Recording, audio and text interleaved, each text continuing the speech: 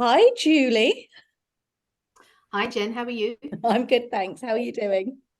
Really good, thank you. So nice to do this with you. It's really exciting to do this with you because we've had such an incredible journey in this dating and relationship space, both personally and professionally, that it's a Absolutely. wonderful opportunity to share your story and also share the wisdom and all the knowledge that you've picked up over the many years that you've worked with single women or singles all told, but this is Absolutely. particularly for women. But it's also, I think, something for guys to try and understand what women over 40 go through in the dating space. I think you're absolutely correct. I think I speak to a lot of single men and women, and a lot of people have predefined ideas of what women and men are going to be over a certain age. So, a lot of women think that men's going to behave a certain way, or they're going to have certain problems. A lot of men think, oh, they're going to be menopausal, they're going to be this, that, and the other. And it's not the case. It's not one size doesn't fit all, not at all. So Yeah. it's really nice to be able to talk to people openly about these things and actually explain. We as women, and actually some men, they go through a stage in life. It starts quite early on for some women. It might change us slightly, but it doesn't actually massively always change who we are. Unfortunately, there are some where it does, but in general, it doesn't. And I'd really personally would really like to see people move away from that idea that it's predefined. Men are this way, women are that way.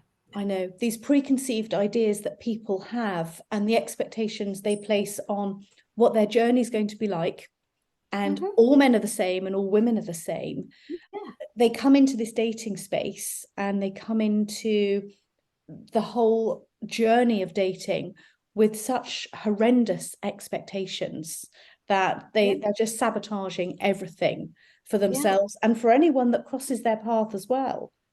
Yeah, absolutely. I So mean, one of the big things that I hear from women is I don't want men over 50 because they're going to have erectile problems. Some men do, but not every man.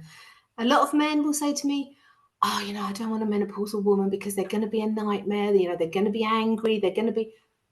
Some women are, most women aren't. So it would be really nice to absolutely clear that because it's so blurred. It yeah, really is blurred, and it's just not the case. And a lot of people do have expectations, and a lot of the expectations do come from their past relationships. So that could be a high level of expectation, but it also can be a very low level of expectation. it's So one way or again, the other. It is one way or the other. It's classed as a yeah, seesaw effect, and isn't and it? it's really quite it's really quite difficult then, because if you're going into a relationship with a predefined idea of it's going to be amazing because my first husband was amazing to a point, or it's going to be awful because my ex was awful, then it's quite difficult to change that mindset. And then people become very disappointed because their expectations are exceeding what is available out there. But I think also, I mean, I don't know about you, and this is one of the questions that I know we were going to touch upon, and I'm coming to it earlier than I was going to, but we're good at this. We're going to dance around this. Julie and I are Yeah. going to dance. I apologize for anyone watching this because we're going to dance around this whole topic. But I don't know about you, but in all the years that I've worked with women over a certain age and men over a certain Mm. age as well, is often if they haven't dated for a long time, they're coming into this with ideas that not only their expectations, they're setting themselves up to fail, they're setting the other people up to fail across their paths, but also the unrealistic expectations that I think are often placed upon from what they see in social media, 100%. from friends and family saying, oh, Julie, you deserve a man that is, a multi millionaire who can take Uh-huh. you away every weekend, who can do this, who can do that. People put their preconceived ideas of what dating in this century is like onto other people. And I think that also clouds the reality of what the dating space is really like. I agree. I absolutely agree. I think, everyone has, their own little cheer team behind them saying, Yeah. no, you should have this, you should have that, you deserve this. Oh, look at you, you look fantastic, you should have this. But one of the issues that I find is that as women, we do lots to make ourselves look better. Okay. If you take away my hair dye, you take away my makeup and the treatments that I have, I don't even want to know what I look like. I've got no idea, and I'm not interested. So if you look at men of my age, so I'm nearly 58, so men of my age, a lot of them do look quite a bit older than me because they're not dyeing their hair. They're not having the treatments that I have. They're certainly not wearing makeup. And if they were doing those things, it would give me the ick. I'd straight away be like, oh, no thanks. You turn So, up and meet a man in full makeup. no, so that's a Better no from made me. up than you, Julie. You still wouldn't No, date him. that's just a no from me. So that is, that is another thing, and again, there are men that will say, I need a woman to be a size 8 to 10. And as we get older, we put a few pounds on. The reality is most of them, those men, they don't know what a size 8 to 10 actually looks like. But it comes from social media. It comes from this idea that they need this very slender, very slim, very attractive woman, but they're not really looking at the people that are in front of them and appreciating what's attractive about them. Yeah. One of the things that I find, and I've done this myself, and I had to give myself a really good talking to. When I was dating and I would be, going on dates with guys, instead of focusing on the lovely, so if I'm looking for, say, 10 things in a gentleman, instead of looking at the wonderful, wonderful 8 points that are amazing about them, I'd focus on the 2 that I didn't like. Exactly. And they were superficial ones. They were always incredibly superficial. Now, not all women do that. And, a lot of the women that I talk to are really open these days, and they're really excited about meeting someone. And they're much more in tune with themselves and understanding what they need emotionally. But we all have this idea of perhaps what they may look like. Yeah. As we get older, I don't really think our brain keeps up with what we look like at times. And we're looking for this really good looking guy. But good looking doesn't come in one way. I remember once when you were coaching me and you said to me, a good looking is still a So it doesn't matter, if they're not a nice person, if they're not going to fulfill you emotionally, if your core values aren't matching, it's not going to work. It's never going to work. So I think and again, it's social media. We're getting these images flashed at us all the time. And I seen something the other day and it was showing famous people that have had different surgeries to make themselves look better. That none of them did. I've got to be honest, none of them did. But I found it really sad that there was actually even something out there pointing out, oh, look how they look then, look how they look now, because they've changed their appearance. But then I think about, well, why do they feel they need to do that? Yeah. And it was all men, by the way. Why do they feel they need to do that? And that is really quite sad because nobody needs to do that. No. Just, what we need to do as women is forget about what we're seeing on social media. It's not real. It's not real life. Look at what's truly and George in front Clooney's probably got a nutritionist, a couple of personal trainers. Of course. It costs thousands to look like that. a And certain way. also, how many people genuinely look like that? Yeah. There are amazing guys out there. Literally, I meet them all the time. Absolutely amazing people. But, sometimes, they are 5'8" instead of 5'9". And someone will say, well, no, thanks. It's these superficial little things. But I think it's the media again. We want tall, we want dark, we want handsome. But do we? Is tall, dark, and handsome going to emotionally fulfill me? I know myself now at this ripe old age, finally. No, that isn't what fulfills me at all. No. That isn't. Shared values, that does. Laughter. Oh my God, laughter. I found that key. Humor is key in any relationship. Yeah, and then when you watch someone laughing, and recently I was watching someone laughing at me, which I'm not too sure about that, but and he really was laughing at me. But even then, I sort of looked at this guy and thought, oh my God, we have this lovely laughter going on. I mean, these are the things that we should be encouraging people to focus on more, rather than these superficial things that the social media are pushing and pushing and pushing. Friends and family are pushing on the other side. Yeah. And it makes it really difficult for women. One other thing I just wanted to point out that I've been thinking about a lot recently is, and I mentioned this to you the other day briefly, when I know myself, when I started dating, I've been a mum for 30 odd years. I'd been Yeah, married for 30 odd years. yeah. I didn't know how to be a girlfriend. I'm not really sure I still do. I'm I'm not so really glad sure. you said it. I'm so glad you said it, because my partner sometimes says, "You're mothering me." I said, "No, I'm not. Yeah, I'm just being well, your that's me. I girlfriend." want to "No, smother. you're mothering me." Yeah, I want to cook dinner. I want to do their laundry. I want to clean the house for them. And Oh it's God, Julie, taken. don't go that far. No, I do, because I'm a bit of a clean freak. I want to do those things because I want them to feel comfortable and secure in the things That's that make also your me love comfortable and language, secure. Julie. Your Huh? love language is acts of service. Absolutely, And you do always. that for everyone you meet. That's Yes, just I do. you. Yeah. Yeah, I do that. But I have had to take a step back from that, Yeah. Yeah. because what I realized I was doing by this it was almost an insecurity. I knew that I could be a good wife. I know I could do that. And I know I can be a great mom. But I didn't know if I could be a good girlfriend. So I was then Well, you've pushing not been a myself onto this. girlfriend for years, have you? Exactly 30 Yeah. odd years. So I was like, okay, this obviously is going to make him feel a certain way. And it didn't. It actually went the other way, because Mm, I wasn't looking at the love languages that the guy that I was seeing was showing me. yeah. So I think that is another thing, is we have to learn, we have to relearn to be a girlfriend. Yeah.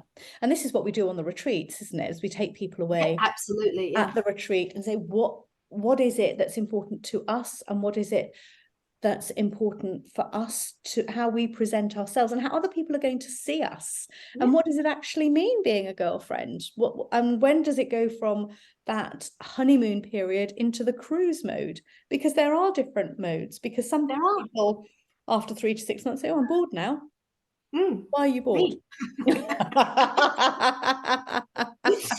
But also I think it's happened as well. I don't think women need the standard timeline of dating that we had when we were younger. So No. you met someone, you Yeah. dated, you moved in together, you bought a house, you It's got married, changed. you had children. And there was a timeline, and that was kind of socially accepted, that timeline. Yeah. Yeah. Whereas now, at our age, we don't need people to buy homes with. We do not need people to support us through careers. We're too old to have children anyhow, but we don't need anyone to parent our children.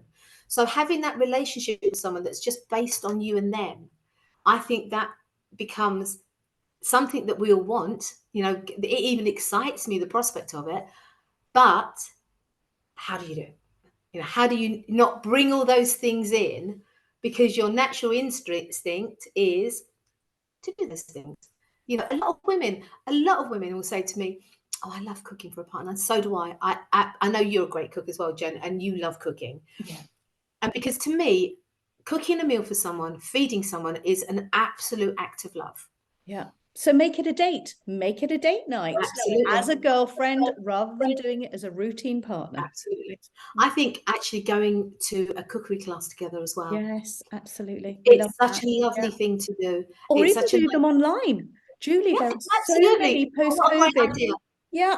And Yeah, I'm I going to know use some it. people that did with China and India, and even in Mexico, you can, and I think it's Airbnb and some of these, I think Virgin experiences, you can Mhm. buy these cookery experiences where you meet up with people from all over the world and you do a cookery class together. I think that is a fabulous date, It's a because wonderful when date. you're cooking together, Yeah. you have to focus on the cooking and you focus on each other.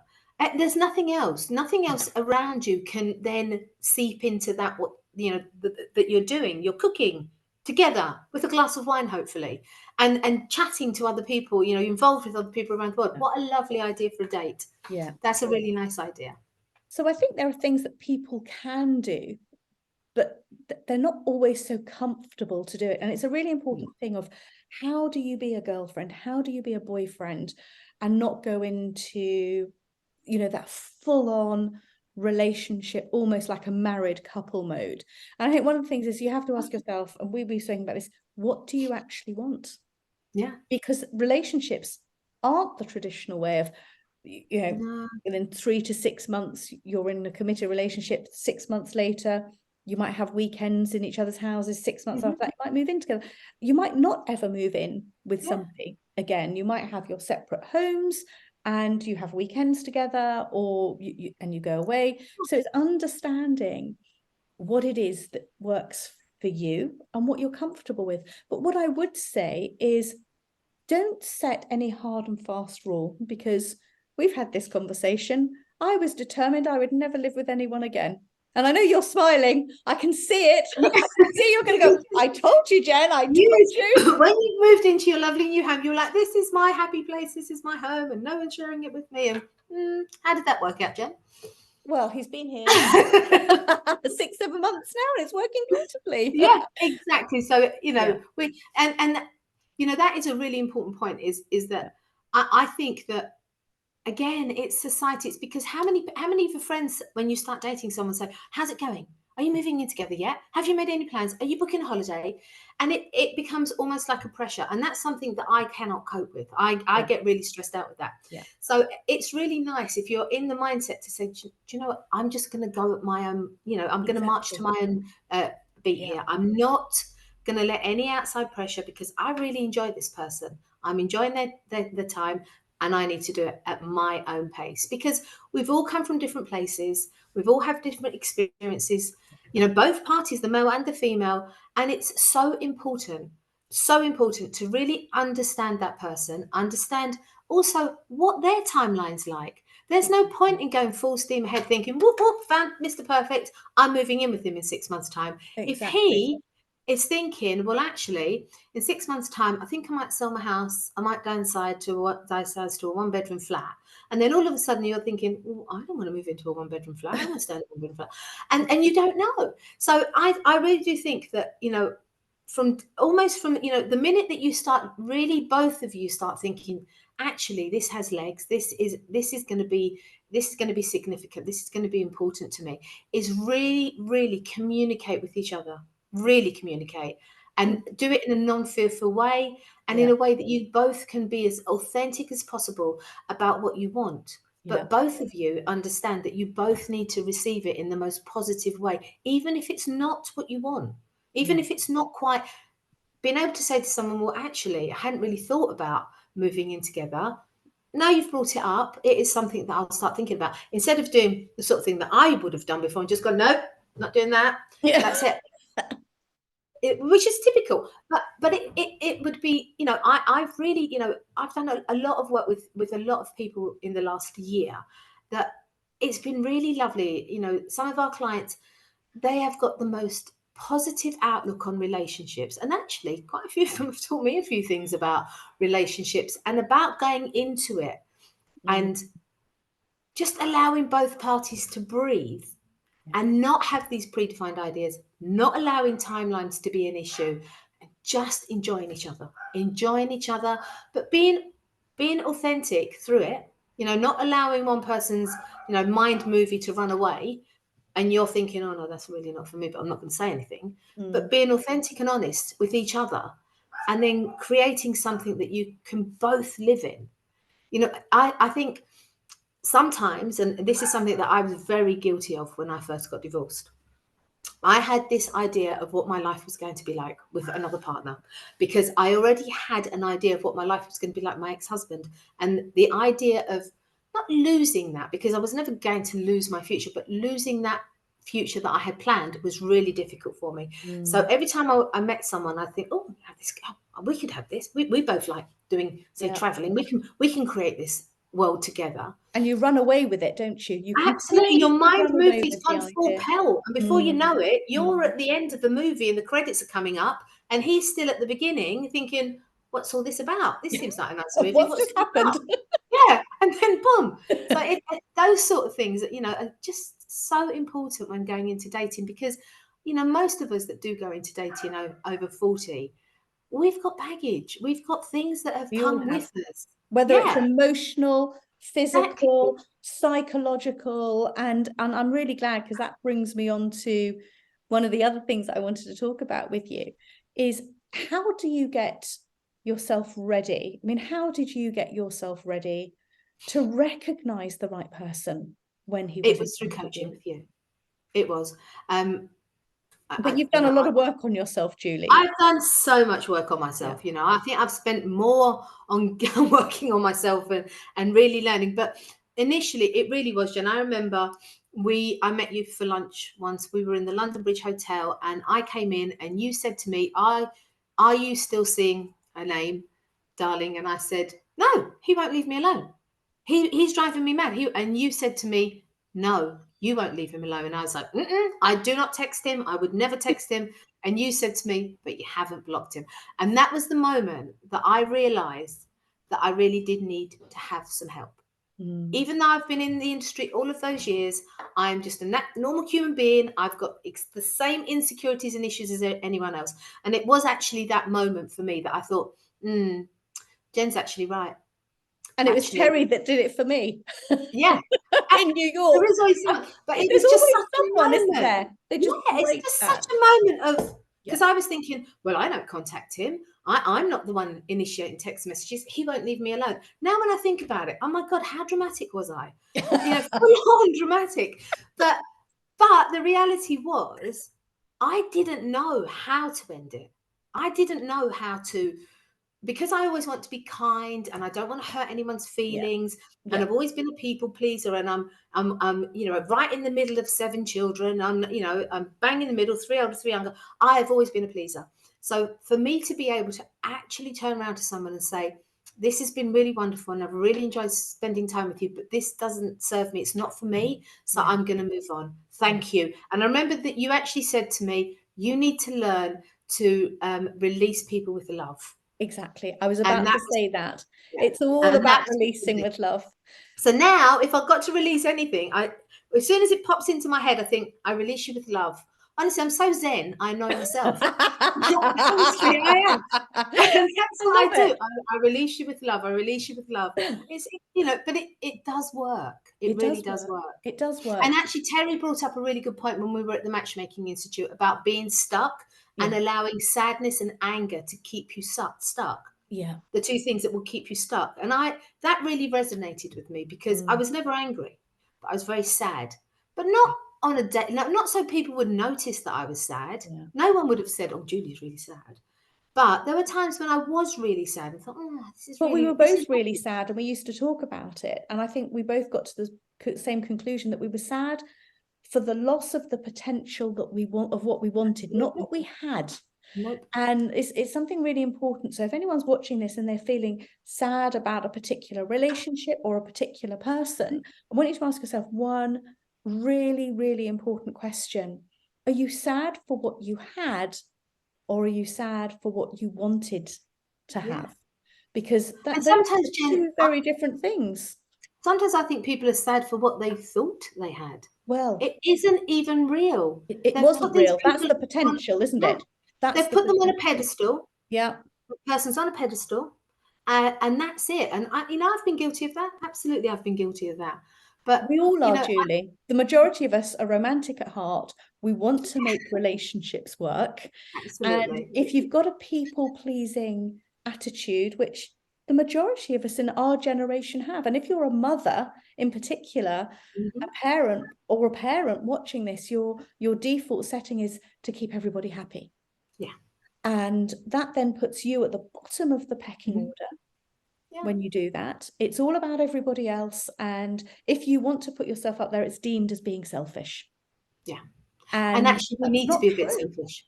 But we need to be a bit selfish. We need to actually say every now and again, hang on a second, what about me?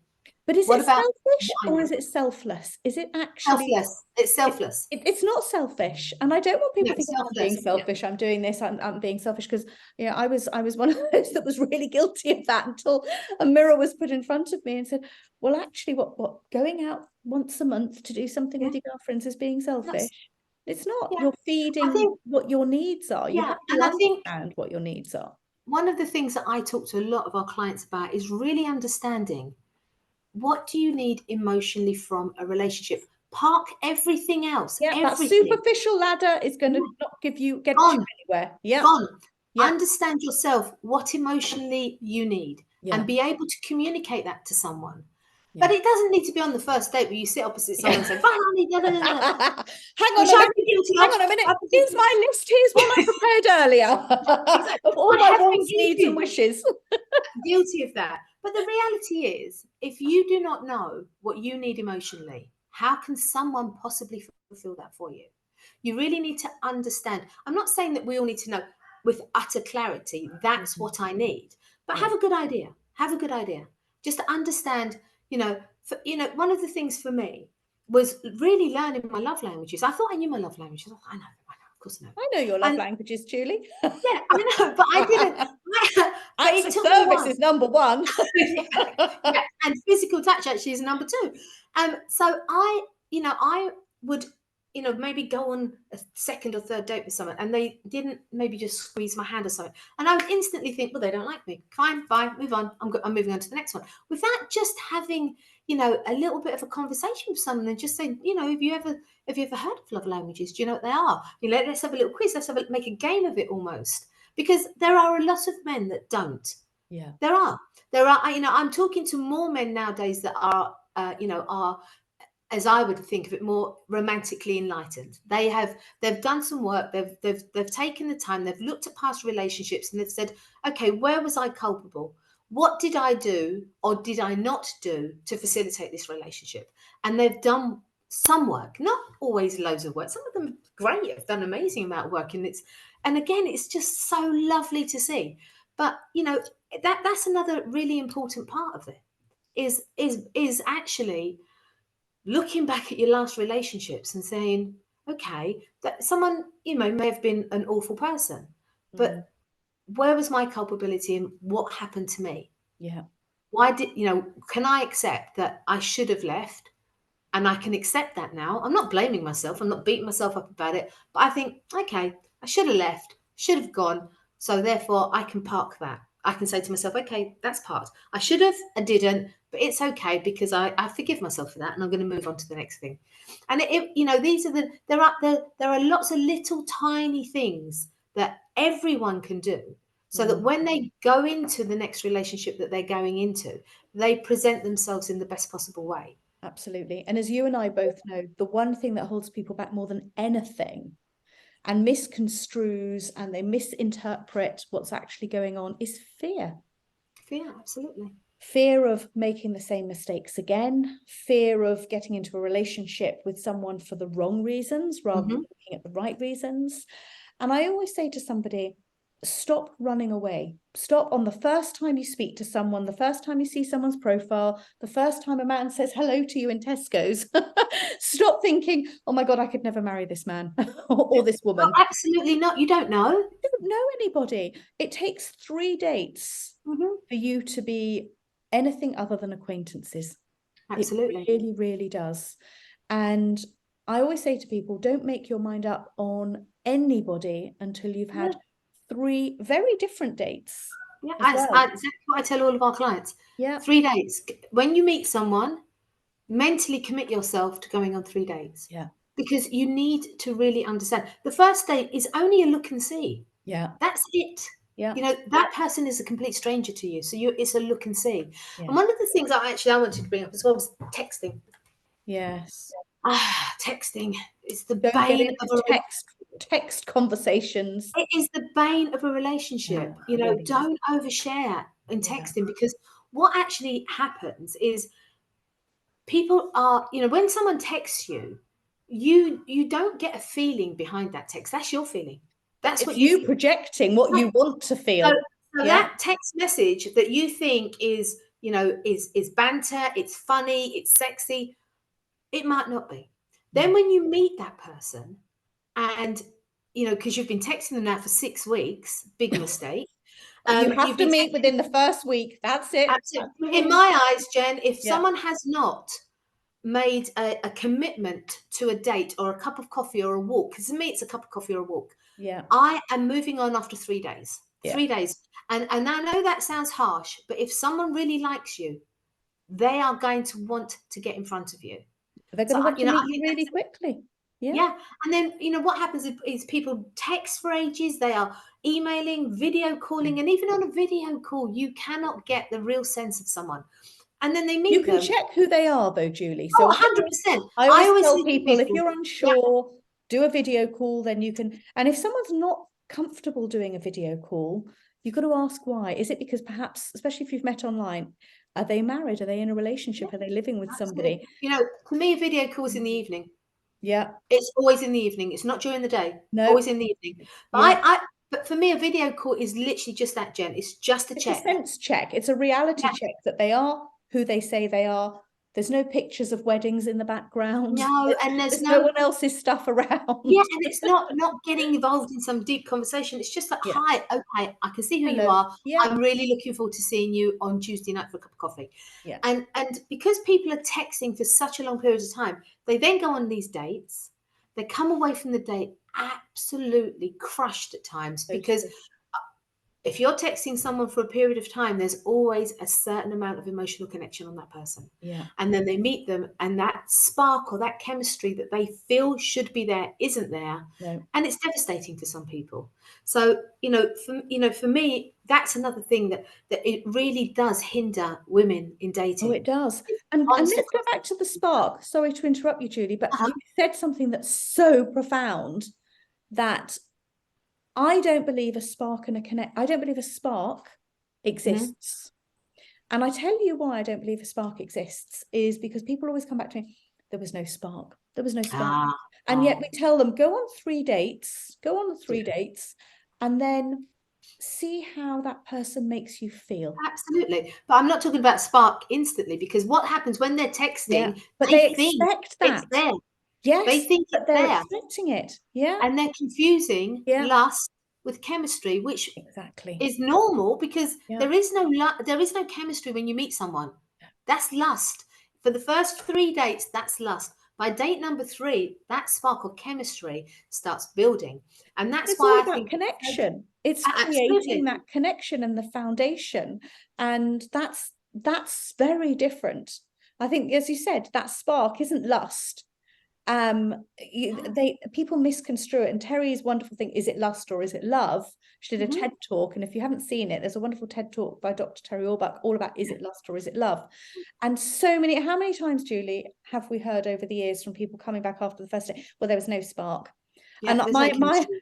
yeah, Yeah. my thing is, I'm delighted, because if there was a spark, you wouldn't have the the investment to actually be curious enough to get to know them better. You just Yeah, want but to the jump into problem bed is, with them. if that's the problem. So go on your first date with them. You believe that there's chemistry, that's lust. But you believe it's chemistry. You think, oh my God, I've met the one. I'm so Yeah, excited. Next thing you know, you're in bed with them. Next day, they ghost you. yeah, Devastating. yeah, And it's all because they have taken what they believe text messages yeah. to be, and they're really not. They're really not. So I always tell clients, do not get into texting. No. And Have a don't jump into conversation. bed either. Oh God, not at all. No, no, no, no, no. I did actually have a comment from a gentleman within the agency we work in earlier this year about not feeling special enough. And men want to feel special in the same way as we do. Yeah, So we need to yeah. treat them in that way as well. I'm not saying that, not by a long shot, that all women jump into bed straight away. We don't. Most women don't. No. But it's easier. You see, the problem is that when you've been texting someone for a long period of time, say over 6 weeks, you feel like you know them, but you Yes. actually don't. You Yeah. don't, because you can only rely on what is said in the messages, and then you can only rely on what you believe the context of that message is. So then you actually build it up to that. I know them. I've Yeah. spoken to people over the years that have been in 3, 4, 5 months, what they consider to be a relationship, by text message, and Mm. then when they do meet, it's just flat as a Well, pancake, it's a and it's disappointment. heartbreaking. It's Yeah. actually heartbreaking. Yeah. So, I always have been really encouraging women to, let's not do that. Let's not text. Let's No, just no. go on Jump a on a date. phone call, jump on a Yeah, video call, arrange to meet face to meet, face. If you're curious enough, carry on seeing them, carry on. 3 dates, then work out, do I want something romantic with them, or am I just very happy to just Yeah, say goodbye and let them go with love? let them go. And by date number 3, if there was the opportunity of a romantic connection, it will be showing It itself. will be.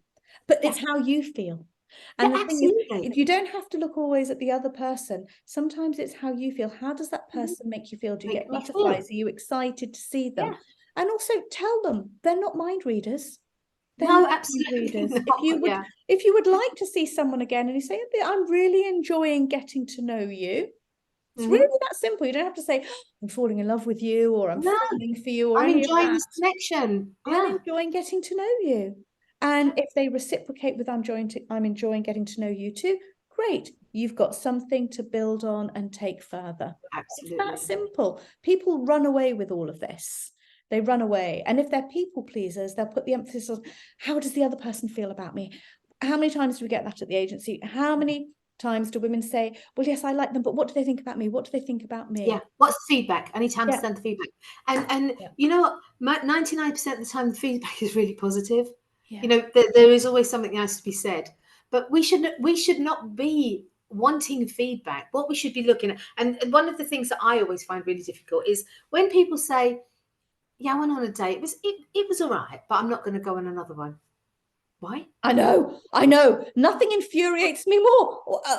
What was missing? That spark was missing. What, the infamous, I want to jump into bed with you spark? Yes, that's the one. It doesn't exist. It doesn't exist. I'm really glad it wasn't there.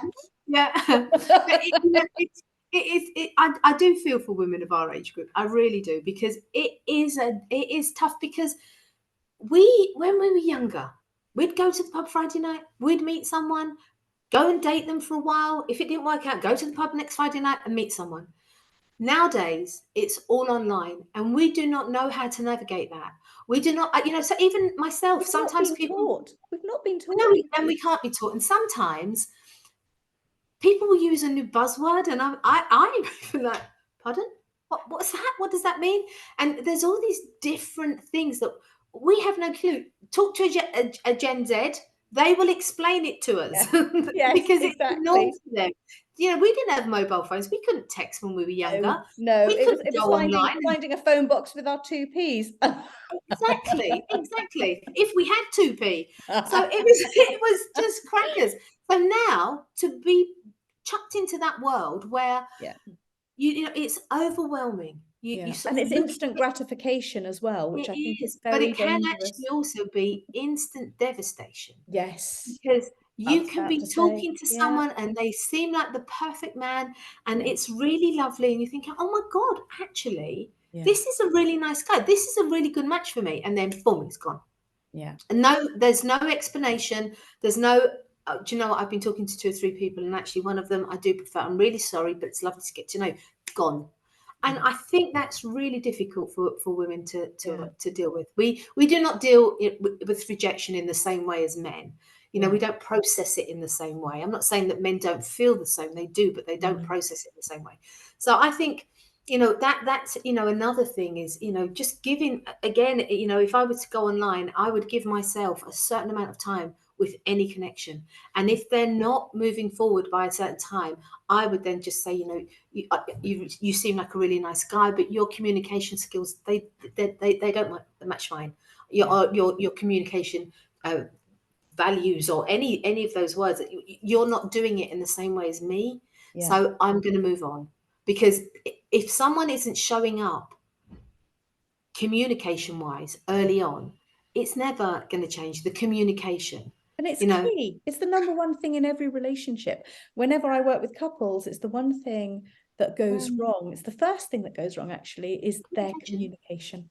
Yeah, And we know that. We know we that. do. So it's the one thing that we do work on a lot with clients, and a lot Yeah, on the retreats and with coaching, is all about how to communicate, and how to communicate and be your own authentic self, rather than trying to be somebody else. And I think a lot of people think, oh, I'm going to be like so and so. She's wonderful at dating. I'm going to copy her style, or I'm going to copy so and so style. That's never going to work long term with no, anybody. It just isn't. no. It's about being yourself, stepping into your own power and building your own confidence, so that you recognize the right person when they're in front of you. And sometimes you won't know. Sometimes you'll just think, I'm enjoying this. I'm enjoying what's happening here. I'm going to keep going. And you could keep going for many, many years and still thinking, I'm just enjoying this. There doesn't have to be any huge defining moments. And I think Yeah. this is where a lot of people say, but I haven't had a huge defining moment. It's all really lovely, but maybe I just need to stop and find somebody else. we've had that with Yeah, people absolutely. Yeah, months down the line that say, well, we don't seem to be moving in the right way, but you're telling me you're loving everything that's going on here. Why would you want to give it up? yeah, There's no rush. At this age, the beauty we have is there is no rush to get married. There's no rush no, to have a family. This is the stage we should be enjoying who we are and enjoying being with somebody else I rather agree. than racing to the finish line for whatever that finish line looks Yes, and you know, especially if you've been married for a really long time. You know, I know myself. I've never wanted to rush a relationship like. ever, No. because quite often at the beginning of the relationship, I don't really know exactly what I want. I know what's going to fulfill me. I know that I would love to have a full time partner, but I never really know what that is actually going to look like. So I like to take it really easy so it can kind of evolve, rather than going in headstrong thinking, right, I want a boyfriend, I want someone I'm going to see 3 nights a week, I want to go away every other weekend, I want to It's go on that tick holiday every list, 3 months. Julie. It's that blooming tick list. Yeah, absolutely. Yeah. And that tick list, as it's no good you having a tick list, Yeah. because your tick list has got to match someone else's tick list. Yeah. But So, that you know, tick I list will always tell keep you single. 1,000,000%. Do you Mm. remember when we were at that dating fair and we did that exercise with the tick lists? And do you Yes. remember? Yes. And we were looking for 5 things, and one Yes. young woman had 35, and she was so proud of it. I She told me, know. "Oh, I've got 35." I was like, "What?" Yes, And how yes, and I think I said to her, didn't I? you So did. tell me, how long have you been single for? And she said about 5, 6 years. And I said, and that will count, and you will always will be with Yeah. 35 things on your tick And list. we at Ignite, we ask people for 5 things that are Yeah. tangibles, 5 things that are preferences. That's it. Yeah. Nothing And I more. narrowed them down to 3. I only let them have 3. You're we, generous. we're kind like that. No, but it's because we really want to be able to ensure that when we're introducing them to people, they are the right type of people. So have the things that are really, really important to you, Mm, not the things that, oh, it'd be quite nice if he had a Range Rover.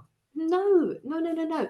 It's about the things that we can measure, we can look at. So you can say, actually, that person is going to be a really good match for someone, yes. rather than looking at the superficials and thinking, well, they might like them because they have this, this, or this. Yes. It's not going to work. Materialistic. And Yeah, it is materialistic. it's And not about materialistic things at the end of no, the no, day. no, It's no. about And how you make actually, someone feel and how you feel with yeah. somebody else. And actually, I'm talking to more and more women that are understanding that now.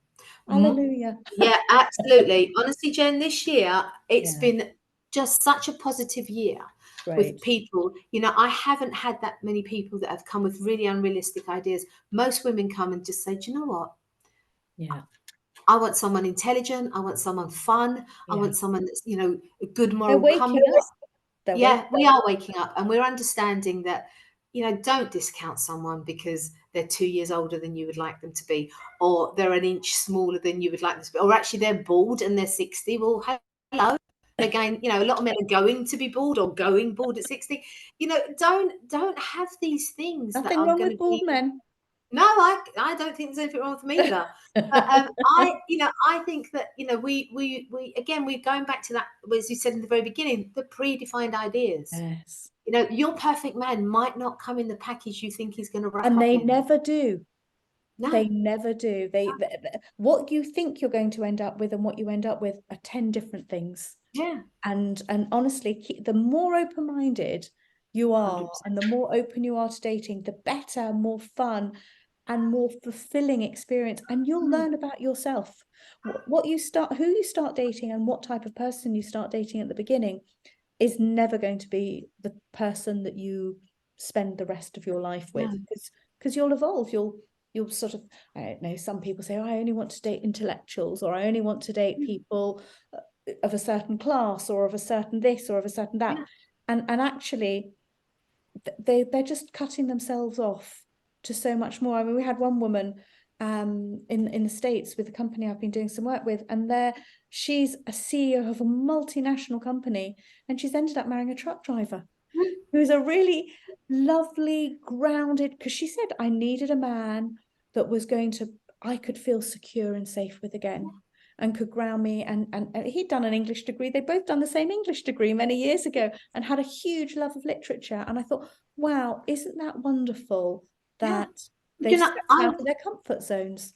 in the summer I was at a barbecue of a friend, and she's got a very high powered job, massively high powered, and they've got this beautiful home in Tunbridge. It's beautiful, and I said to her, I said, "How did you two get together?" And she, honestly, she's amazing. So she said, "When I decided to get married, I knew that I wasn't giving up work. I've never wanted to. I'm not maternal, but I wanted to have children, but I did not want to be the stay at home caregiver." Yeah, So she said, I found a man that matched me intellectually, yeah, but didn't have that I mean, he has his own business and he works on his own business, but he's there for the children. And their relationships worked for over 20 years now, and they're perfectly happy yeah, together. They've got lovely yeah, children, lovely yeah, lives, because she recognized early on that that's what I'm going to need. yeah, That's what's going to fulfill me emotionally. Having someone that does all of those things that I do not wish to do. I mean, she's a great parent, but she didn't want, she's got the most amazing career. She did not want to compromise on that. yeah. And they have an amazing life. They're very happy. The children are happy. They've got a fantastic home life. So, I would like to see more women that do want to have families be looking at that type of mindset. Or just being open-minded to whatever that's going to look like. Whatever's around, Yeah, whoever you find attractive, whoever you look at and you makes you feel a certain way, yeah, explore it. absolutely. It doesn't matter. It doesn't matter how tall they are. It doesn't matter realistically how much they earn. These things, they don't matter. What does matter ultimately is how that man makes you feel. Absolutely. Julie, we're going Mhm. to end it there. You and I will probably, we've already talked about doing another one in the new year. The one in the new year is going to be a bit cheeky. It is going We're to be going a to bit psych cheeky. ourselves up for it. Yeah. Okay, I'm up for it. Yeah, me too. But everybody, please, if you like what you hear, like and subscribe. We're here to offer advice, to support you on your journey. And thank you very much for watching another episode with the fabulous Julie Drummond at Fizz and Tell. Thank you. Thank you.